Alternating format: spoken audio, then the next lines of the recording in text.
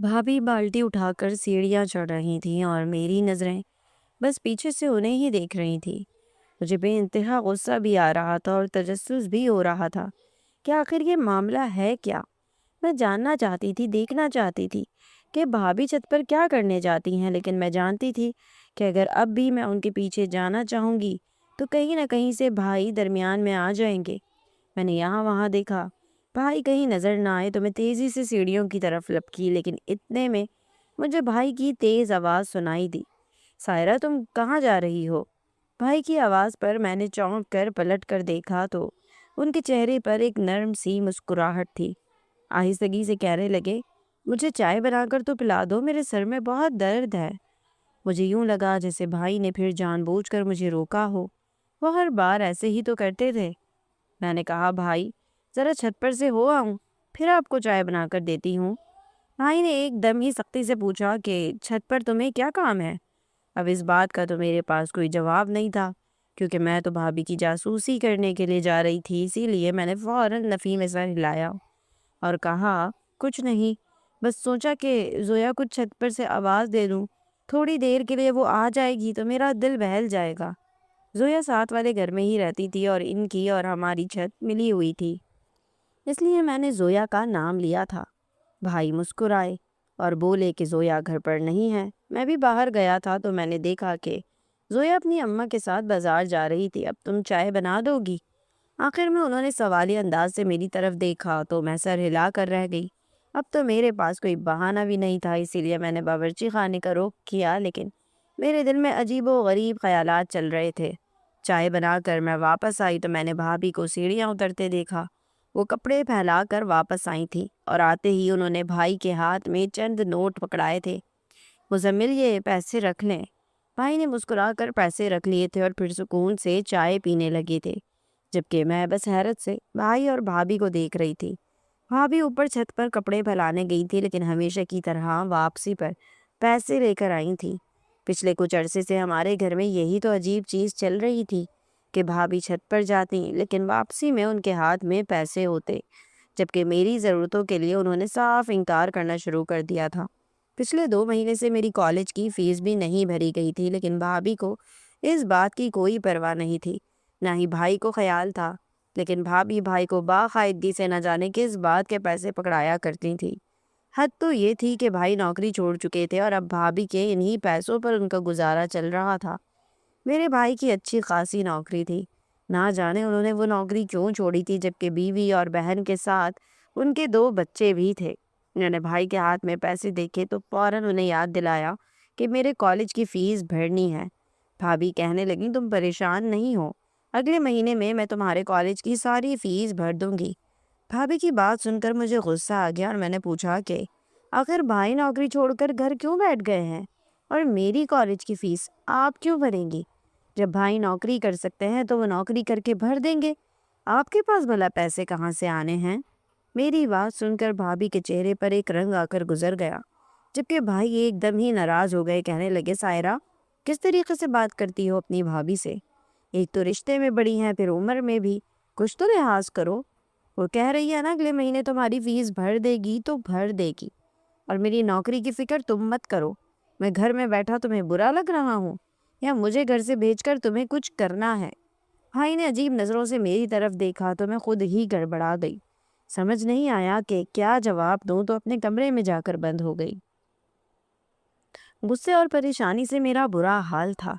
न जाने मेरे अच्छे खासे भाई को अचानक से क्या हो गया था।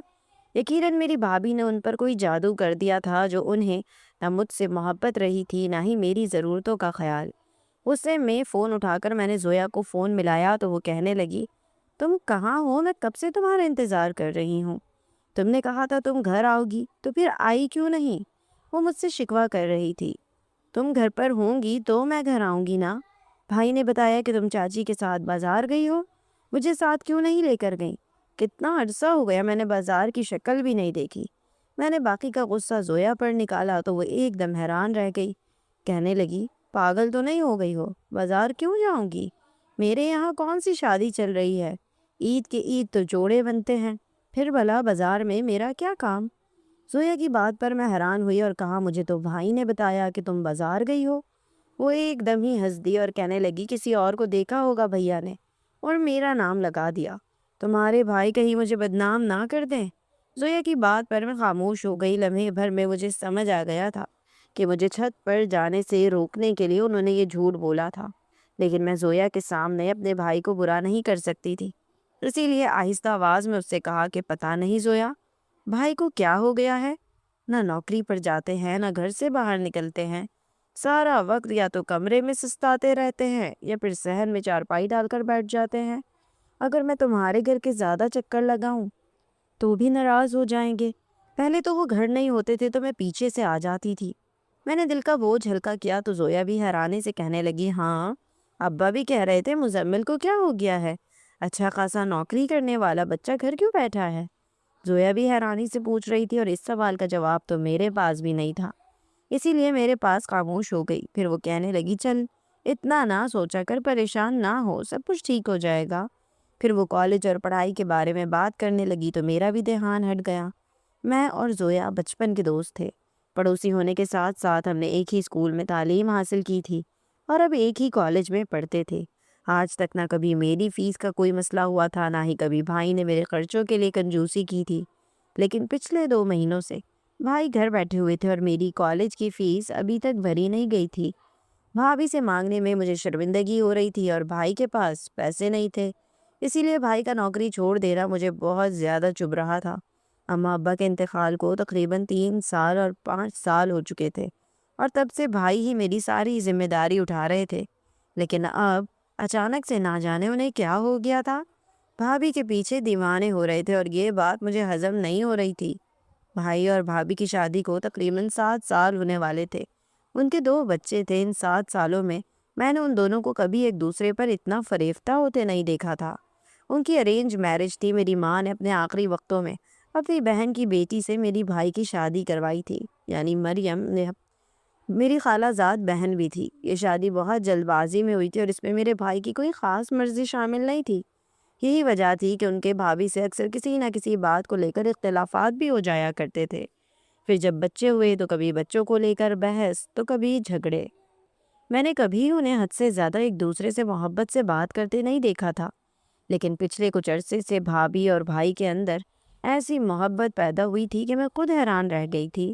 جنہوں نے 7 سال ایک دوسرے کو کبھی بھی آڑ سے نہیں دیکھا، وہ ایک دوسرے کا ہاتھ پکڑ کر شام کی چائے پینے لگے تھے۔ بھائی میں اتنی تبدیلی کیسے آئی تھی، یا پھر بھابھی نے کون سا جادو کیا تھا، میری سمجھ سے باہر تھا۔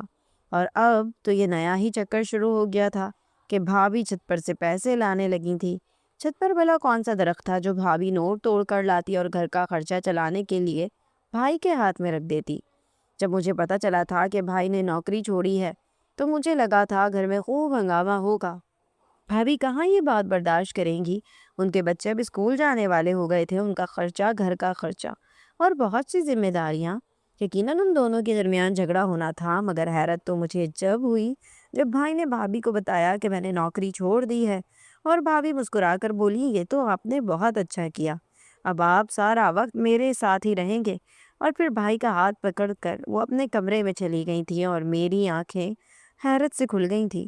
یہ محبت کا کون سا دریا بہہ رہا تھا جو مجھے سمجھ نہیں آ رہا تھا؟ اور پھر اس کے بعد سے اب تک، یعنی پورے 2 مہینے میں نے ان دونوں کو کبھی لڑتے جھگڑتے نہ دیکھا، اور مجھے یقین ہو گیا کہ بھابھی نے بھائی پر کوئی نہ کوئی جادو ضرور کیا ہے، ورنہ ایسا کیسے ہو سکتا تھا کہ بھائی اور بھابھی سے جھگڑا نہ کریں؟ کبھی وہ انہیں موٹی کہتے تو کبھی کالی، کبھی کوئی اور نقص نکالتے تو کبھی ان کے پکائے ہوئے کھانے کو کھانا بھی پسند نہ کرتے۔ دراصل بھائی جوانی میں کسی اور لڑکی کو پسند کرتے تھے، لیکن اماں نے اپنی مرضی سے ان کی شادی مریم بھابھی سے جب کروائی تو انہیں یہ رشتہ بالکل بھی برداشت نہ ہوا، اور اسی لیے وہ بھابھی میں وہ کمیاں، وہ خامیاں نکالتے جو ان میں موجود بھی نہیں تھی۔ مگر اب پچھلے کچھ عرصے سے ایسا لگ رہا تھا جیسے ان دونوں کی محبت کی شادی ہو۔ بھائی اور بھابھی ایک دوسرے کے بہت قریب ہو گئے تھے، اور نہ جانے کیوں مجھے عجیب سی جلن کا احساس ہو رہا تھا، کیونکہ پہلے بھائی کی توجہ صرف اور صرف مجھ پر رہتی تھی۔ وہ اپنے بچوں کے ساتھ میرا بھرپور خیال رکھتے تھے، لیکن اب ان کی پوری توجہ بھابھی کی طرف چلی گئی تھی۔ اگلے دن میں نے بھائی سے پھر اپنے کالج کی فیس کی بات کی تو اچانک ہی بھابھی پیچھے سے آ گئی۔ جبکہ میں نے یہ دیکھ کر بات کی تھی کہ وہ آس پاس نہ ہو، مگر نہ جانے وہ کیسے میری بات سن کر فوراً وہاں پہنچ گئی اور غصے میں کہنے لگی، کیوں بھائی کو پریشان کرتی ہو؟ تمہارے بھائی کی نوکری نہیں ہے، میں خود تمہاری فیس بھر دوں گی، کہہ دیا ہے نا۔ ان کا انداز اتنا سخت ہو گیا تھا کہ میں حیران رہ گئی تھی۔ بھابھی نے کبھی مجھ سے اس لہجے میں بات نہیں کی تھی، کیونکہ کبھی ان کی ہمت پڑی ہی نہیں تھی۔ بھائی انہیں مجھ سے اس لہجے میں بات کرنے ہی نہیں دیتے تھے، مگر آج تو بھائی بالکل خاموش تھے، جبکہ بھابھی نے مجھے ڈانٹ کر میرے کمرے میں بھیج دیا تھا۔ میں کمرے میں آ کر پھوٹ پھوٹ کر رونے لگی، دل دکھ سے بھر گیا۔ پھر بھائی میرے پیچھے آئے، کہنے لگے، کیوں پریشان ہوتی ہو؟ تمہاری بھابھی نے کہا ہے نا وہ فیس بھر دیں گی۔ میں نے غصے میں بھائی کو دیکھا اور کہا، آپ جا کر بھابھی کی غلامی کریں۔ آپ کے سامنے بھابھی نے مجھ سے کتنی بدتمیزی سے بات کی ہے، اور آپ نے کچھ بھی نہیں کہا۔ میری بات پر وہ مسکرائے اور کہنے لگے کہ دراصل وہ میری نوکری نہ ہونے کی وجہ سے تمہیں سمجھانے کی کوشش کر رہی تھی اور کچھ نہیں۔ بھابھی نے بھائی کی طرفداری کی تو مجھے اور بھی غصہ آیا۔ میں نے ان کی طرف دیکھا اور کہا، اچھی طرح جانتی ہوں میں، آپ بھابھی کی اتنی طرفداری کیوں کر رہے ہیں؟ آپ کو گھر بیٹھے خرچے کی رقم جو مل رہی ہے۔ میری بات پر بھائی کے چہرے پر ایک رنگ آ کر گزر گیا، جیسے میری بات انہیں بہت ناگوار گزری ہو، لیکن وہ بنا کچھ کہے کمرے سے نکل گئے۔ میں تو سوچ بھی نہیں سکتی تھی کہ میرا بھائی اس قدر بے شرم اور بے غیرت ہو جائے گا کہ بیوی کے پیسوں پر گزارا کرے گا اور اچھی خاصی نوکری چھوڑ دے گا، اور بیوی کی وہ کمائی جس کے بارے میں یہ بھی معلوم نہیں تھا کہ وہ کہاں سے رہی ہے۔ بھائی تو چلے گئے تھے، میں نے غصے میں سارا کمرہ پٹکنا شروع کر دیا تھا۔ میرا تو کالج جانے کا بھی دل نہیں تھا، کیونکہ اب جن لڑکیوں نے فیس نہیں پے کی تھی ان کو لے کر ایکشن لیا جا رہا تھا۔ میں کالج میں اپنی بے عزتی نہیں چاہتی تھی۔ میں نے زویا کو بھی میسج کر دیا تھا کہ اب میں کالج نہیں آؤں گی۔ میں نے اپنی پڑھائی چھوڑ دی ہے اور پھر سارا دن کمرے میں بند رہی تھی۔ شام کے وقت بھوک نے ستایا اور میں کمرے سے باہر نکلی تو بھابھی کپڑے دھو کر سیڑھیاں چڑھ رہی تھی۔ انہیں دیکھ کر مجھے بہت زیادہ غصہ آیا۔ میں ان کے پیچھے سیڑھیاں چڑھنے لگی کہ بھائی نے مجھے پھر آواز دی، کہنے لگے کہ کھانا کیوں نہیں کھایا تم نے؟ جاؤ کھانا نکالو اور میرے پاس لے کر آؤ، ساتھ بیٹھ کر کھاتے ہیں، میں نے بھی کھانا نہیں کھایا ہے۔ بھائی کی بات سن کر میں چونک کر رک گئی اور کہا، مجھے بھوک نہیں ہے۔ میں پھر سیڑھیاں چڑھنے لگی، لیکن پھر بھائی نے مجھے آواز دی، کہنے لگے، سائرہ میں تمہیں آواز دے رہا ہوں، میری آواز کانوں میں نہیں پڑ رہی؟ اب کی بار وہ بے انتہا غصے میں تھے۔ میں دیکھ رہا ہوں تم بہت ضدی اور بد لحاظ ہوتی جا رہی ہو، کم سے کم اس بات کا تو خیال رکھو کہ تمہاری بھابھی اور میں تم سے محبت کرتے ہیں اور جو کچھ کرتے ہیں تمہارے لیے کرتے ہیں۔ اماں ابا کے جانے کے بعد میں نے تمہیں کسی بھی چیز کی کوئی کمی چھوڑی ہے کیا، جو تم مجھ سے اتنا بددل ہو رہی ہو؟ میں نے پلٹ کر بھائی کو دیکھا تو مجھے احساس ہوا کہ واقعی میرے بھائی نے آج تک میرے لیے بہت کچھ کیا تھا۔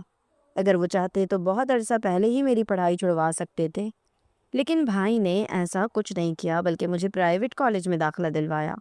اب اگر ان کی نوکری نہیں تھی تو شاید مجھے ہی یہ بات سمجھنی چاہیے تھی۔ میں چپ چاپ سیڑھیاں اتر کر واپس آئی اور کھانا نکال کر بھائی کے پاس بیٹھ گئی۔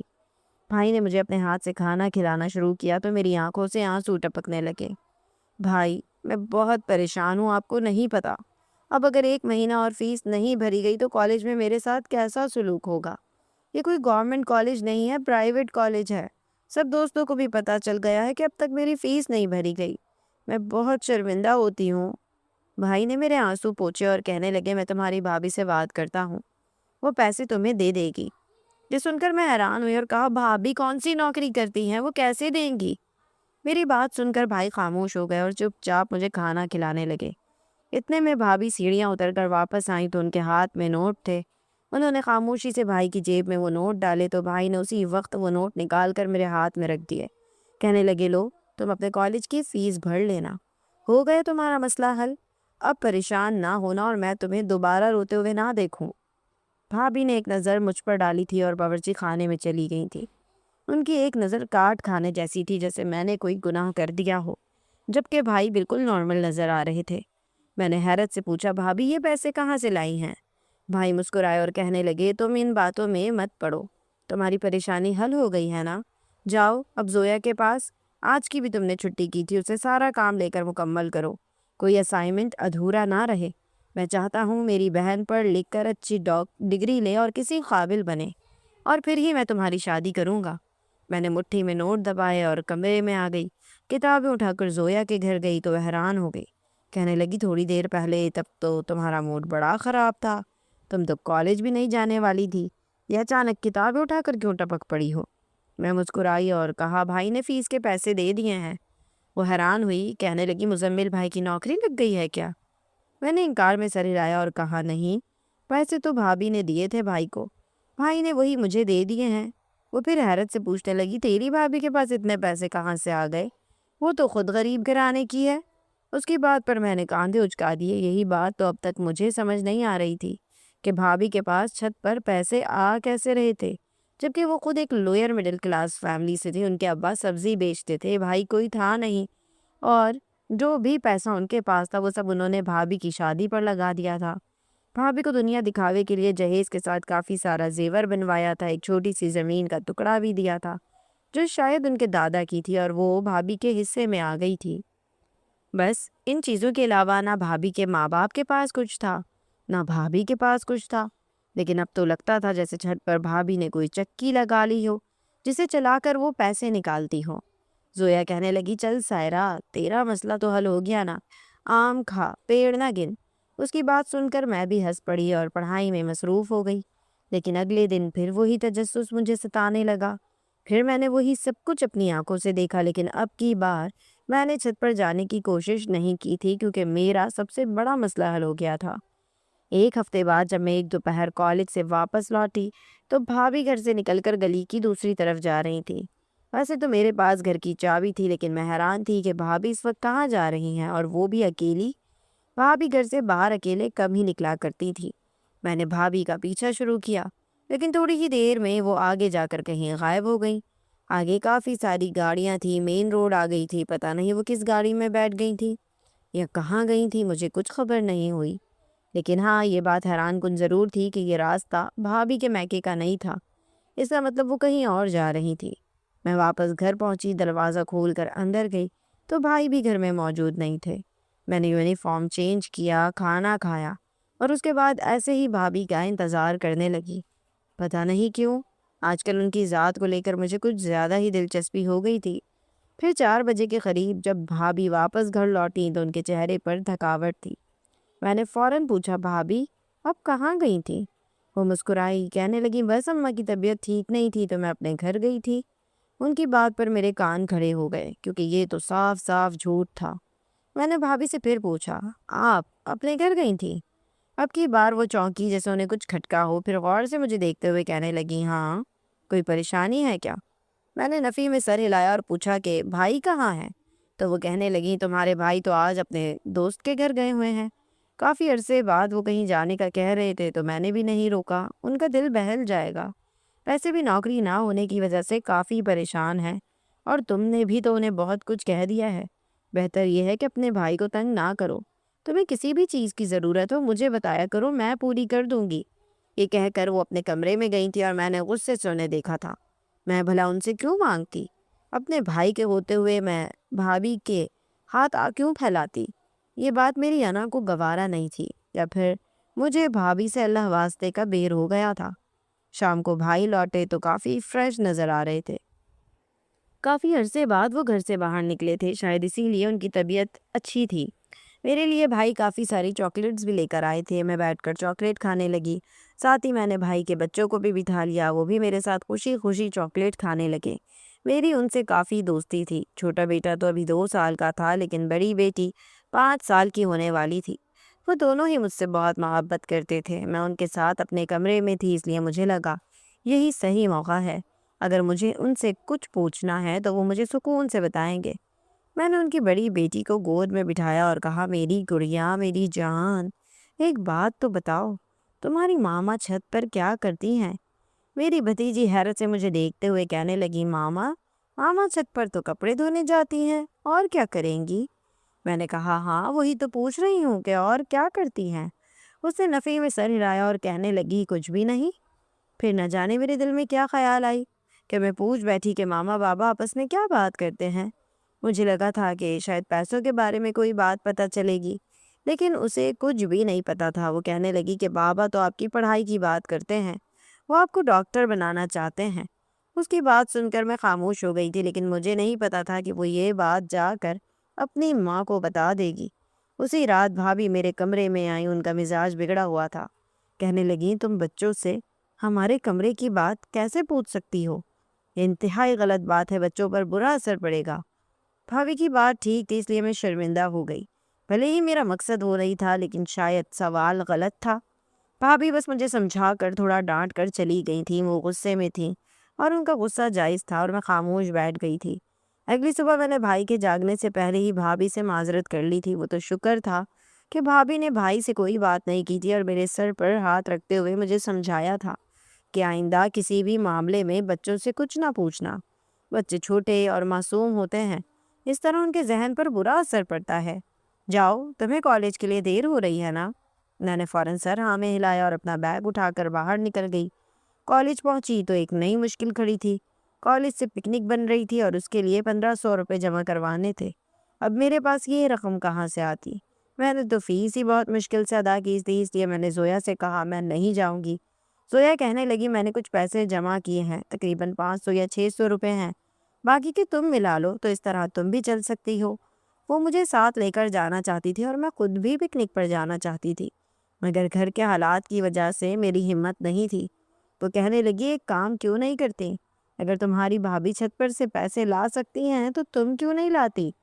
اسے تو میں نے بتایا ہوا تھا کہ بھابھی کے ساتھ کچھ نہ کچھ مسئلہ چل رہا ہے، وہ چھت پر کچھ ایسا کر رہی ہیں جس سے انہیں پیسے مل رہے ہیں، تو اس نے مجھے بھی وہی مشورہ دے دیا، جبکہ اس کی بات سن کر میں خوفزدہ ہو گئی۔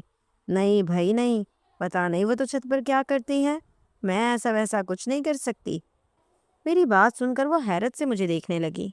کیا تمہاری بھابھی کچھ غلط کر رہی ہیں؟ اب کی بار اس کا انداز تھوڑا جاسوسی بھرا تھا، اور مجھے ایک دم سے احساس ہوا اگر زویا نے یہ بات اپنی ماں کے سامنے کہی تو پورے محلے میں ہی بدنامی ہو جائے گی۔ اسی لیے میں نے فوراً ہی مسکرا دیا اور کہا، ارے میں تو مذاق کر رہی تھی، اب ایسی بھی کوئی بات نہیں ہے۔ بھابھی بہت اچھی ہیں اور مجھے ہی کوئی غلط فہمی ہو گئی تھی، میں نے جان بوجھ کر بات کو ٹال مٹول کر دیا تھا۔ ویسے تو زویا میری اور اپنی کوئی بات اپنی اماں کو نہیں بتاتی تھی، لیکن اگر کبھی بتا دیتی تو یہ خیال مجھے آج ہی آیا تھا۔ زویا کہنے لگی، پھر کیسے انتظام کرو گی؟ میں نے کہا کہ جانا تو میں بھی چاہتی ہوں، اسی لیے انتظام کر لوں گی، تم پریشان نہ ہو، کیونکہ میرے ذہن میں ایک بات سما گئی تھی اور اب مجھے اس بات پر عمل کرنا تھا۔ اگر بھابھی کو چھت پر سے پیسے مل سکتے تھے تو مجھے کیوں نہیں؟ میں ہر حال میں پکنک پر جانا چاہتی تھی۔ میرے اندر ایک ضد سی پیدا ہوئی، اور پھر اگلے دن میں نے زویا کے گھر جانے کا بہانہ کیا اور گھر سے باہر نکلنے کی بجائے دوپہر کو ہی دبے پاؤں سیڑھیاں چڑھ گئی اور چھت پر چھپ کر بیٹھ گئی۔ شام ہوئی تو بھابھی چھت پر آئیں، کپڑے انہوں نے رسیوں پر پھیلائے اور اس کے بعد اسٹور روم میں جا کر دروازہ اندر سے بند کر لیا۔ یہ منظر دیکھ کر میں ایک دم ہی حیران رہ گئی۔ اسٹور روم تو پرانے کباڑ سے بھرا ہوا تھا، وہ وہاں کیا کرنے گئی تھی؟ لیکن اندر سے دروازہ لاک تھا اور کوئی روشن دان بھی نہیں تھا، اس لیے میں جھانک نہ سکی۔ تقریباً آدھے گھنٹے بعد وہ باہر نکلی، پھر نیچے چلی گئیں۔ میں نے ان کے بعد جا کر اسٹور روم میں دیکھا تو وہاں کچھ بھی نہیں تھا سوائے پرانے سامان کے۔ میں چھت پھلانگ کر زویا کے پاس پہنچی اور زویا سے نوٹس مانگے جن کی مجھے ضرورت نہیں تھی، لیکن دکھاوا بھی تو کرنا تھا۔ زویا حیران ہوئی، کہنے لگی، چھت پر سے کیوں آئی ہو؟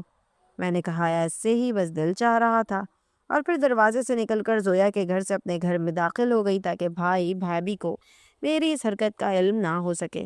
میں گھر میں داخل ہوئی تو بھائی کے کمرے سے آوازیں آ رہی تھی، وہ بھابھی کو کہہ رہے تھے، تم چاہو تو زیادہ پیسے بھی حاصل کر سکتی ہو، پھر تھوڑے پیسے ہی کیوں لے کر آتی ہو؟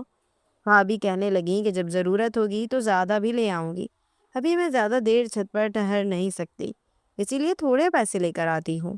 ان دونوں کی باتیں میری سمجھ سے تو باہر تھیں، لیکن میرا دماغ بند ہونے لگا تھا۔ پھر اگلی دوپہر میں کالج سے لوٹی تو میں نے بھابھی کو پھر کہیں جاتے ہوئے دیکھا، اور اس بار تو میں نے ٹھان لیا کہ میں ان کا پورا پیچھا کروں گی، لیکن وہ پھر آگے جا کر کہیں غائب ہو گئی تھی۔ میں واپس گھر آئی تھی تو بھائی گھر پر نہیں تھے، یقیناً وہ دوسری دفعہ بھی بھائی سے چوری چھپ کر کہیں گئی تھی۔ مجھے تو سمجھ نہیں آ رہا تھا کہ یہ بھابھی کیا چکر چلا رہی ہیں، لیکن اتنا ضرور یقین ہو گیا تھا کہ انہوں نے میرے بھائی کو بے وقوف بنا کر رکھا ہے، یا تو ان پر کوئی جادو کر دیا ہے یا پھر معاملہ کچھ اور ہے۔ بھائی اپنے دوستوں کی طرف گئے ہوئے تھے، بھابھی دوپہر کو واپس لوٹ آئی تھی۔ پھر اس شام ہمارے دروازے پر ایک لڑکا آیا، وہ بھابھی سے ملاقات کرنا چاہتا تھا۔ میں نے اسے دروازے پر ہی کھڑا رکھا اور اندر واپس آ کر بھابھی کو اس کے بارے میں بتایا تو بھابھی اچھل پڑی، کہنے لگی اگر واصف آیا ہے تو تم نے اسے ڈرائنگ روم میں کیوں نہیں بٹھایا؟ بھابھی کی بات سن کر میں حیران ہوئی اور کہا بھابھی میں تو جانتی بھی نہیں وہ کون ہے۔ کون واصف؟ میں ڈائریکٹ ڈرائنگ روم میں کیسے بٹھا دیتی؟ بھابھی جلدی سے اٹھی اور فوراً دروازے کی طرف لپکی، اسے ڈرائنگ روم میں بٹھایا اور پھر مجھے حکم سنایا کہ میں اس کے لیے چائے کے ساتھ لوازمات تیار کر دوں، اور خود وہ واصف کے ساتھ ڈرائنگ روم میں بیٹھ گئیں۔ دیکھنے میں تو وہ اچھا خاصا جوان اور خوبصورت لڑکا تھا، لیکن وہ کون تھا اور بھابھی سے ملنے کیوں آیا تھا؟ مجھے اس بارے میں کچھ خبر نہیں تھی۔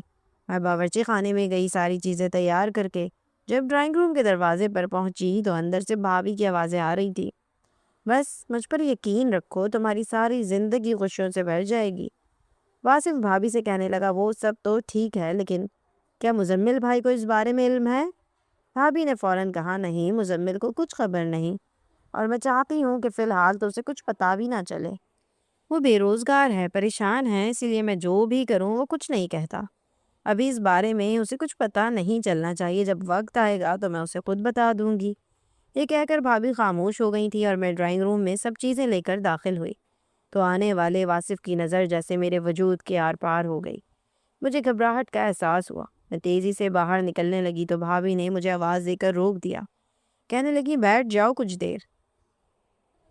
میری پھپھو کا بیٹا ہے واصف، نوکری کے لیے پردیس چلا گیا تھا، کچھ دنوں کی چھٹیوں پر آیا ہوا ہے۔ بھابھی نے خود ہی تعارف کروا دیا تھا۔ میں 2 منٹ تو بھابھی کے پاس بیٹھی، پھر پڑھائی کا بہانہ بنا کر باہر نکل گئی۔ مجھے تو بھابھی کی اب کسی بات پر بھی اعتبار نہیں رہا تھا، پتہ نہیں ان کا کزن تھا بھی یا نہیں۔ بھابھی میری خالہ زاد بہن تھی، اور میں نے تو آج تک ان کے کسی پھپھو کے بیٹے کے بارے میں کوئی بات نہیں سنی تھی، اور نہ ہی بچپن سے آج تک کبھی واصف کو دیکھا تھا۔ تو یہ پھپھو کا بیٹا اچانک کہاں سے پیدا ہو گیا تھا؟ پھر اس شام بھی جب بھابھی چھت پر گئیں تو مجھ سے رہا نہ گیا۔ میں ان کے پیچھے گئی اور پھر وہ اسی طریقے سے اسٹور روم میں بند ہو گئی، اور مجھے سمجھ آ گیا کہ پیسے تو بھابھی کو اسٹور روم سے ہی ملتے ہیں، لیکن کیسے؟ اس کے لیے مجھے خود اسٹور روم میں چھپنے کی ضرورت تھی، کیونکہ ایسے باہر کھڑے ہو کر تو مجھے کچھ پتہ چلنے والا نہیں تھا۔ اسی لیے اس سے اگلے روز میں اسٹور روم میں پہلے سے ہی چھپ گئی اور بھابھی کو اس بات کی خبر نہیں ہو سکی تھی۔ بھابھی چھت پر کپڑے ڈالنے آئی تو اسٹور روم میں آ گئی، اسٹور کا دروازہ لاک کیا اور پھر دوپٹہ اتار کر ایک طرف پھینک دیا۔ میں سانس روکے بس یہ منظر دیکھ رہی تھی کہ آگے کیا ہوگا۔ بھابھی نے سارا پرانا سامان ہٹایا، اس کے نیچے سے ایک چھوٹا سا ٹرنک نکالا اور اسے کھول کر پیسے نکال کر گننے لگی۔ میں نے چوری چپ کے ادھر نظر ڈالی تو ٹرنک کے اندر کافی سارے پیسے تھے، اتنے پیسے کہ میں حیران رہ گئی۔ بھابھی نے اس میں سے اچھی خاصی رقم نکالی اور پھر اس ٹرنک کو بند کر کے واپس رکھ دیا۔ سارا سامان اس کے اوپر جمایا اور واپس کے لیے پلٹی تو میں ان کے سامنے آ کر کھڑی ہو گئی۔ مجھے دیکھتے ہی بھابھی کے چہرے پر ایک رنگ آ کر گزر گیا۔ میں نے غصے سے بھابھی کو دیکھا اور پوچھا یہ سب کیا ہے؟ آپ آخر کیا کر رہی ہیں؟ اور اس ٹرنک میں اتنا پیسہ کہاں سے آیا؟ پہلے تو بھابھی مجھے ڈرانے کی کوشش کرنے لگی کہ تمہاری ہمت کیسے ہوئی میرا پیچھا کر کے یہاں تک آنے کی، مگر اس بار میں بھابھی سے ڈرنے والی نہیں تھی، کیونکہ مجھے یہ بات اچھی طرح سمجھ آ گئی کہ بھائی کو ان پیسوں کے بارے میں کوئی خبر نہیں ہے، اور اسی لیے میں بھابھی کو دھمکا سکتی تھی۔ میری سوچ صحیح ثابت ہوئی تھی۔ تھوڑی ہی دیر میں بھابھی کی آنکھوں سے آنسو بہنے لگے، کہنے لگی سائرہ تمہیں کسی بات کا علم نہیں ہے، اس لیے خدا کے واسطے خاموش ہو جاؤ اور اپنے بھائی کے سامنے اس بارے میں کچھ نہ کہنا۔ میں نے غصے میں کہا کہ میں جاننا چاہتی ہوں کہ سچ کیا ہے۔ واصف آپ کا کیا لگتا ہے بھائی سے چھپ چھپ کر آپ کہاں جاتی ہیں، اور یہ اتنا پیسہ کہاں سے آیا ہے؟ آپ کوئی غلط کام کر رہی ہیں نا؟ میری بات سن کر ان کی آنکھیں حیرت سے کھل گئی، کہنے لگی تمہیں میں غلط عورت لگتی ہوں؟ میں تمہارے بھائی کی بیوی ہوں، 2 بچوں کی ماں ہوں، میں کچھ بھی غلط نہیں کر رہی ہوں، تو پھر آپ کر کیا رہی ہیں؟ میرا غصہ آسمان کو چھونے لگا۔ میری آواز بلند ہوئی تو وہ جلدی سے میرے آگے آ کر ہاتھ جوڑنے لگے۔ خدا کے واسطے سائرہ آواز آہستہ رکھو، اگر تم سچ ہی جاننا چاہتی ہو تو سنو، یہ سارا پیسہ میرا اپنا ہے۔ شادی پر میرے ماں باپ نے جو زیور اور زمین کا ٹکڑا مجھے دیا تھا میں نے وہ سب فروخت کر دیا ہے۔ پہلے میں نے زمین فروخت کی تھی اور اس کے پیسے یہاں لا کر رکھے تھے، اور اس کے بعد میں نے اپنا زیور بھی فروخت کر دیا۔ آج بھی میں اپنے پاس موجود ان آخری بالیوں کی قیمت پتہ کرنے ہی بازار گئی تھی، کیونکہ ایک وقت آئے گا کہ جب یہ سارے پیسے بھی ختم ہو جائیں گے۔ گھر کا خرچہ چلانے کے لیے اور بہت سی چیزوں کے لیے پیسوں کی ضرورت تھی۔ اسی لیے میں نے ساری چیزیں فروخت کر کے پیسے یہاں چھپا دیے۔ بھابھی کی بات پر میں ہنسی اور کہا کہ جھوٹ کی بھی حد ہوتی ہے، اگر آپ ایسا کام کرتی تو بھائی کو ضرور پتہ ہوتا۔ کوئی عورت اکیلے زیور اور زمین کیسے بیچ سکتی ہے؟ بھابھی کہنے لگی میں نے یہ کام اکیلے نہیں کیا بلکہ واصف کے ساتھ جا کر کیا ہے۔ واصف نے میرا زیور اور زمین بکوانے میں میری مدد کی تاکہ سارے مسائل حل ہو سکیں۔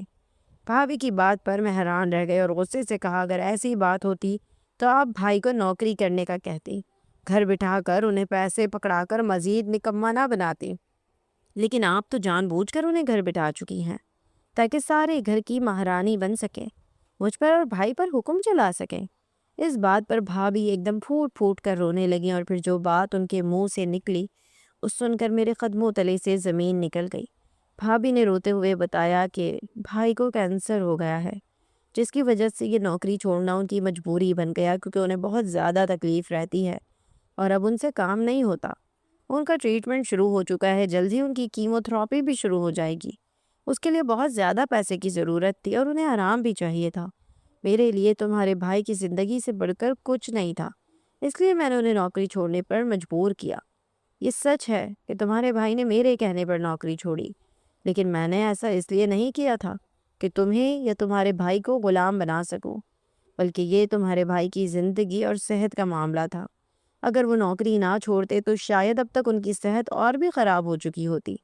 اس وقت ان کے لیے دوائیں اور آرام دونوں بہت ضروری ہیں، اور ان دونوں چیزوں کے لیے ہی میں نے اپنا زیور اور اپنی زمین فروخت کی ہے اور واصف نے میری مدد کی ہے، بس یہی سچ ہے۔ بھابھی کی بات سن کر میرے رونگٹے کھڑے ہو گئے تھے۔ میرے بھائی کو کینسر؟ یہ بات میرے لیے ناقابل برداشت تھی۔ میری آنکھوں سے آنسو بہنے لگے۔ بھابھی اب جھوٹ کہہ رہی ہیں نا، یہ سچ نہیں ہو سکتا۔ بھابھی نے اپنے آنسو صاف کیے اور کہنے لگی میں جھوٹ نہیں کہہ رہی ہوں۔ میں تمہارے بھائی کو اگر بتاتی کہ میں ان کے علاج کے لیے زیور بیچ رہی ہوں، زمین بیچ رہی ہوں، تو وہ ایسا کبھی نہ کرنے دیتے، کیونکہ وہ چاہتے تھے کہ میں اپنی کوئی بھی چیز ان کے علاج کے پیچھے ضائع نہ کروں۔ انہیں لگتا ہے کہ ان کی زندگی بس اب اختتام پر ہے اور مجھے اپنی ساری چیزیں اپنے اور بچوں کے لیے سنبھال کر رکھنی چاہیے۔ تمہارے کالج کی فیس بھی میں اسی لیے نہیں بھر سکی تھی کیونکہ مجھے کیمو تھراپی کے لیے پیسے بچانے تھے۔ میں نے نفی میں سر ہلایا اور کہا اگر ایسا ہوتا تو بھائی مجھے ضرور بتاتے، وہ مجھ سے اتنی بڑی بات کیسے چھپا سکتے ہیں؟ بھابھی کہنے لگی سائرہ وہ نہیں چاہتے کہ تمہیں اس بارے میں کچھ بھی پتہ چلے، کیونکہ تمہارے ماں باپ کے چلے جانے کے بعد وہ تمہارا آخری سہارا ہے۔ وہ تمہیں تکلیف میں نہیں دیکھنا چاہتے تھے بلکہ تمہیں پڑھتے ہوئے دیکھنا چاہتے ہیں، اسی لیے انہوں نے اپنی دواؤں کے پیسے تمہاری فیس کے لیے تمہیں پکڑا دیے تھے۔ اس بات پر مجھے غصہ بھی آیا تھا اور تکلیف بھی ہوئی تھی، لیکن میں خاموش ہو گئی کیونکہ تمہارے بھائی نے تمہیں اپنی بیماری کے بارے میں نہیں بتایا اور مجھ سے بھی وعدہ لیا کہ میں کچھ نہ بتاؤں۔ اگر آج تم یہاں نہ آتی تو شاید میں تمہیں ابھی بھی یہ بات نہ بتاتی، لیکن تمہارا بھائی اس وقت ایک بہت بڑی بیماری سے لڑ رہا ہے، اسے آرام کی اور علاج کی ضرورت ہے، اور یہی سب سے بڑا سچ ہے۔ بھابھی کی بات پر میں کتنی ہی دیر سکتے کی حالت میں کھڑی رہی تھی۔ پھر بھابھی کہنے لگی اگر تمہیں یقین نہیں ہے تو میں تمہیں ساری رپورٹس دکھاؤں گی، لیکن تم اپنے بھائی کے سامنے اس بات کو ظاہر نہ کرنا کہ تمہیں ان کی بیماری کے بارے میں پتہ چل گیا ہے، کیونکہ اس طرح وہ اور بھی کمزور پڑ جائیں گے۔ ابھی تو تمہارے سامنے صحت مند نظر آنے کے لیے وہ دکھاوا کر لیتے ہیں، لیکن پھر وہ یہ بھی نہ کر سکیں گے۔ میں نے بھابھی کے آگے سر ہلا دیا تھا۔ پھر بھابھی کہنے لگیں بے شک تمہارے بھائی پہلے مجھے پسند نہیں کرتے تھے اور ہم دونوں کے درمیان لڑائی جھگڑے رہتے تھے، لیکن آخر میں ہم میاں بیوی ہیں۔ میاں بیوی ایک دوسرے کا لباس ہوتے ہیں، ایک دوسرے کی دکھ اور تکلیف کو سمجھتے ہیں، اور ہمارا فرض ہے کہ ہم ایک دوسرے کا سہارا بنیں۔ اگر میں مشکل میں ہوتی تو تمہارا بھائی خود ہی میرا سہارا بن جاتا، اس لیے آج جب تمہارا بھائی مشکل میں ہے تو سارے لڑائی جھگڑے چھوڑ کر میں اس کے ساتھ ساتھ سائے کی طرح رہنے لگی ہوں تاکہ اسے کسی طرح کی کوئی کمی محسوس نہ ہو۔ پتہ نہیں میں جو کچھ کر رہی ہوں وہ صحیح ہے یا غلط، لیکن تمہارے بھائی کے علاج کے لیے میں نے ان سے جھوٹ کہا ہے کہ میں نے ایک علم سیکھا ہے جس کے ذریعے جنات میرے خوابوں میں ہیں اور وہ مجھے پیسے لا کر دیتے ہیں۔ تمہارے بھائی کو یہی لگتا ہے کہ جو پیسے میں انہیں دیتی ہوں وہ چھت پر میرے کسی عمل کی وجہ سے مجھے کوئی جنات لا کر دیتے ہیں، اور یہ رہی بات پتا کہ میں سب کچھ فروغ کر دیا ہے تاکہ ان کی زندگی بچا سکوں، تاکہ اپنے بچوں کے سر پر ان کے باپ کا سایہ برقرار رکھ سکوں۔ میرے بچے بھی بہت چھوٹے ہیں، تمہاری ابھی شادی نہیں ہوئی اور میں بہت کمزور ہوں، اس لیے ہم سب کو تمہارے بھائی کی ضرورت ہے۔ مزمل کی زندگی ہم سب کے لیے بہت ضروری ہے۔ بھابھی رونے لگی اور میں نے انہیں گلے سے لگا لیا۔ مجھے معاف کر دیں بھابھی، مجھ سے غلطی ہو گئی، میں نے آپ کو سمجھنے میں غلطی کر دی۔ مجھے لگا کہ آپ مجھے اور بھائی کو دور کرنا چاہتی ہیں، بھائی کو نکما بنانا چاہتی ہیں تاکہ ان پر حکم چلا سکیں، اور بھی نہ جانے کیا کچھ میں نے سوچ لیا تھا، لیکن یہ نہ سوچا تھا کہ آپ ہماری بھلائی کے لیے یہ سب بھی کر سکتی ہیں۔ نند اور بھابھی کے رشتے کو دنیا نے اتنا گندا کر دیا ہے کہ اگر بھابھی کچھ اچھا بھی کرنا چاہے تو نند کو وہ برا ہی لگتا ہے۔ میں نے اپنی ہر غلطی کو قبول کرتے ہوئے بھابھی سے معافی مانگی تھی اور بھابھی نے مجھے معاف کر دیا تھا۔ پھر یہ وعدہ لیا تھا کہ میں بھائی کو نہ بتاؤں کہ مجھے سب کچھ پتہ چل گیا ہے۔ میں نے بھی وعدہ کر لیا۔ پکنک پر جانے کا ارادہ کینسل کیا اور گھر پر رہ کر بھائی کے ساتھ وقت گزارا۔ بہت عرصے بعد میں اور بھائی مل کر ساتھ بیٹھے تو بہت مزہ آیا۔ بچوں کے ساتھ مل کر ہم نے بہت سارے گیم بھی کھیلے اور اسی طرح بھائی کے چہرے پر مسکراہٹ بھی آ گئی۔ میرے پاس اماں کی دی ہوئی ایک سونے کی باریک سی چین رکھی تھی، میں نے وہ بھی بھابھی کے حوالے کر دی کہ بھائی کے علاج کے لیے ضرورت پڑے تو اسے بھی فروخت کر دیں۔ واصف نے بھائی کی بہت مدد کی تھی، کسی فلاحی اسپتال سے بات کر کے بھائی کے علاج کا سلسلہ شروع کروا دیا تھا، جس کی وجہ سے بہت کم پیسوں میں بھائی کا علاج ہونے لگا تھا۔ میں دن رات دعا مانگتی کہ میرا بھائی ٹھیک ہو جائے اور ساتھ ہی پڑھائی پر بھی محنت کرتی تاکہ بھائی کی خواہش پوری کر سکوں۔ تقریباً 1 سال تک بھائی کا علاج چلتا رہا اور پھر وہ ہوا جس کی امید مجھے اور بھابھی کو 100% تھی۔ بھائی کا کینسر ٹھیک ہو گیا تھا۔ کیمو تھراپی کے بعد ایک سرجری ہوئی تھی اور ان کا ٹیومر نکال لیا گیا تھا۔ جب تک بھائی کی کیمو تھراپی چلتی رہی جب تک تو میں نے انہیں نہیں بتایا تھا کہ مجھے ان کا سچ پتہ چل گیا ہے، لیکن آپریشن سے پہلے میں ان کے گلے لگ کر بہت روئی تھی۔ بھابھی نے ایک لمحے کے لیے بھی اپنی ہمت نہیں چھوڑی تھی، سارا پیسہ بھائی کے علاج میں لگا دیا تھا اور بھائی ٹھیک ہو کر گھر آ گئے تھے۔ واصف تو واپس باہر ملک چلا گیا تھا، لیکن بھابھی نے خود دن رات محنت کر کے بھائی کو واپس ان کے پیروں پر کھڑا کر دیا تھا۔ تھوڑے عرصے بعد بھائی نوکری پر جانے لگے تو گھر کے حالات بھی سنبھلنے لگے۔ کچھ واصف باہر سے پیسے بھیج دیا کرتا تھا جس کی وجہ سے آسانی ہو گئی تھی۔ وہ بھائی کی پھپھو کا ہی بیٹا تھا، لیکن اس نے بھابھی کا بھائی بن کر دکھایا تھا۔ میرا کالج مکمل ہوا اور مجھے میڈیکل کالج میں داخلہ ملا تو سب سے زیادہ خوش میرا بھائی تھا، وہ بھائی جس نے میری زندگی میں باپ کا کردار نبھایا تھا۔ میں نے میڈیکل کی تعلیم حاصل کرنا شروع کی، لیکن یہاں بھی فیسیں بہت زیادہ تھی، اسی لیے میں پریشان ہو رہی تھی، لیکن بھائی نے کہا وہ ہر حال میں مجھے ڈاکٹر بنائیں گے۔ بھائی نے بہت محنت کی، دو نوکریاں کی اور پھر میں نے اپنا سفر کامیابی سے جاری رکھا۔ 5 سال پورے ہوئے، میرا MBBS بھی مکمل ہو گیا، ساتھ ہی میرے ساتھ کے ایک ڈاکٹر کے گھرانے سے میرے لیے رشتہ بھی آ گیا۔ وہ مجھے پسند کرتا تھا، اسی لیے اس نے خود میرے لیے رشتہ بھیجا اور بھائی نے ساری معلومات کرنے کے بعد رشتہ پکا کر دیا۔